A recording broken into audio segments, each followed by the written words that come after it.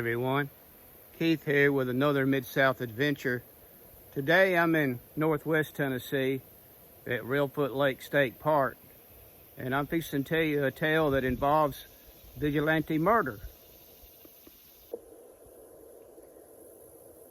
In 1870, a man named James Harris started buying up all the land he could around Reelfoot Lake here.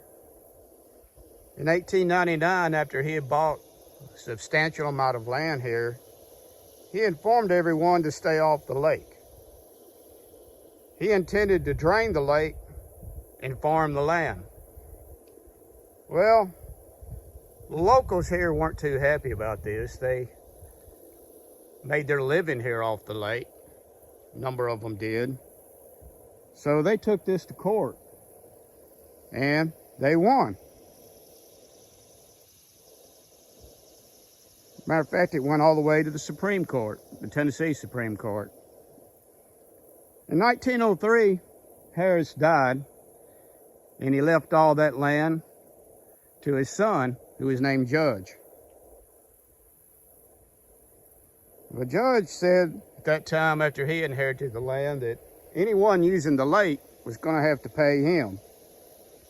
And he created what was known as the West Tennessee Land Company.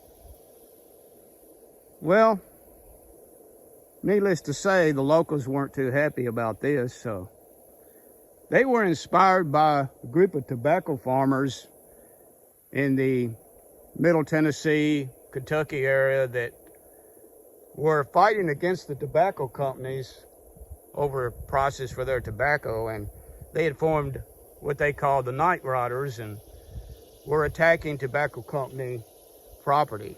So the locals here were inspired by that, and they formed their own group, the Reelfoot Lake Nightriders, and it was about 100 men at one time.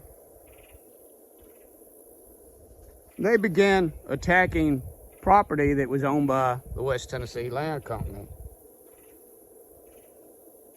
On October the 19th, 1908, two attorneys that were working for the West Tennessee Land Company, Robert Taylor, sometimes referred to as R.Z. Taylor, and Quentin Rankin, they were dragged from their hotel in Walnut Log, which is somewhere near where I am now.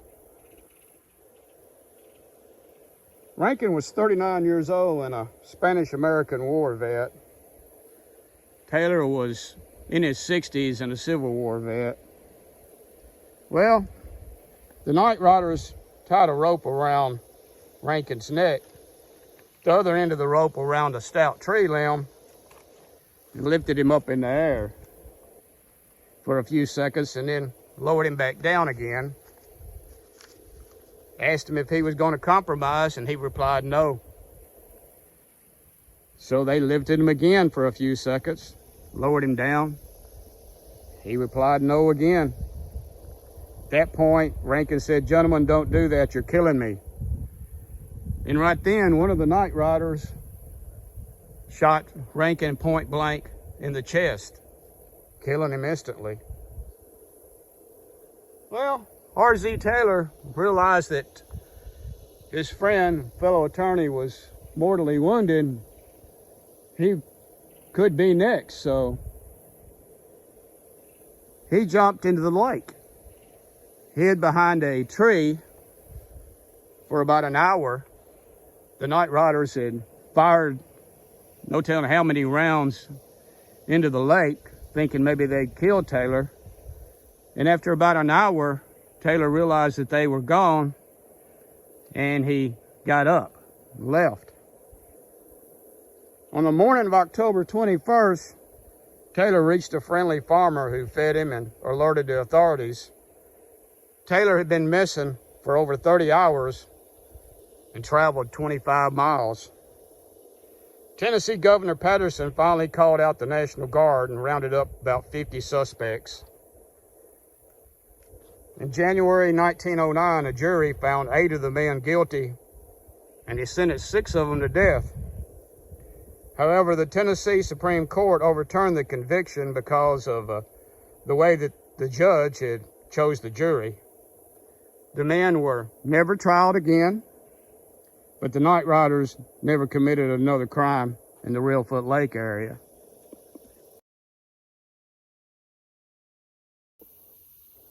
In 1914, the state of Tennessee purchased Reelfoot Lake and a big part of the shoreline around it.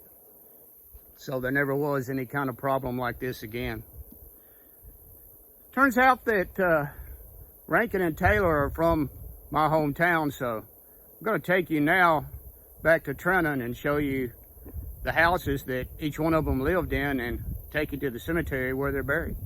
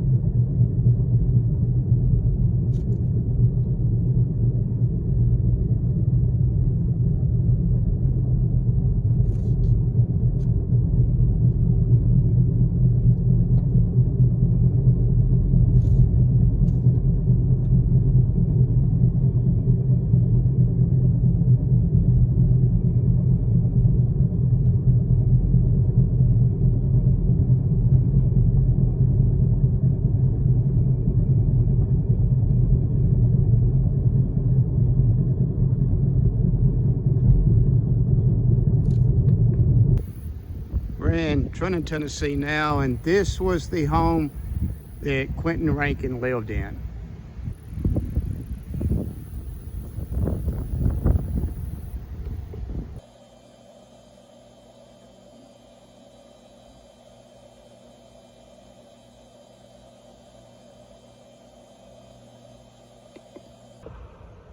And the home you see across the street here is where R.Z. Taylor lived.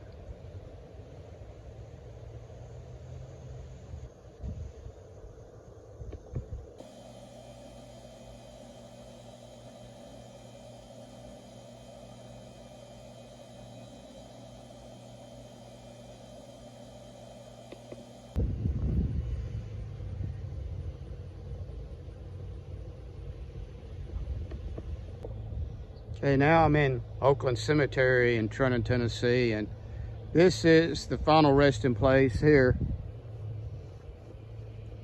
of R.Z. Taylor. So you can see here, he lived for several years after the incident at Reelfoot Lake, over a decade afterwards, before he passed away.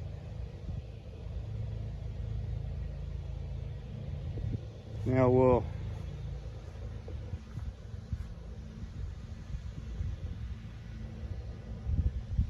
mark our way on over here to another part of the cemetery.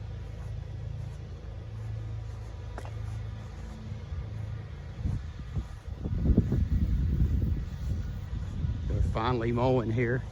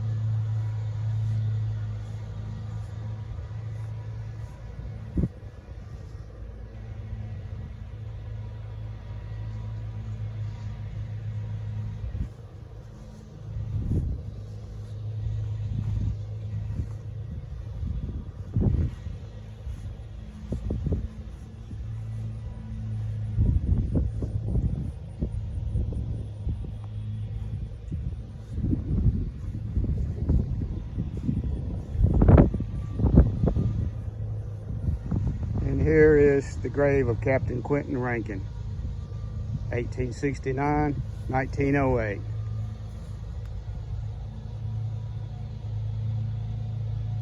He wrought so well that the morning brought for him the rest and the crown.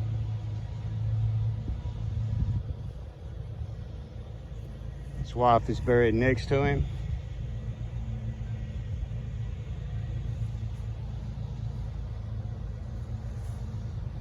And these are his in-laws here. His father-in-law is a brave soldier and a humble Christian. He was a Civil War veteran. So there you have the story of the Nightriders of Reelfoot Lake. If you like this video, be sure and hit the like button, and we'll hope you'll subscribe to the channel and hit that notification bell so that you know when we make another video. Till next time, so long everyone.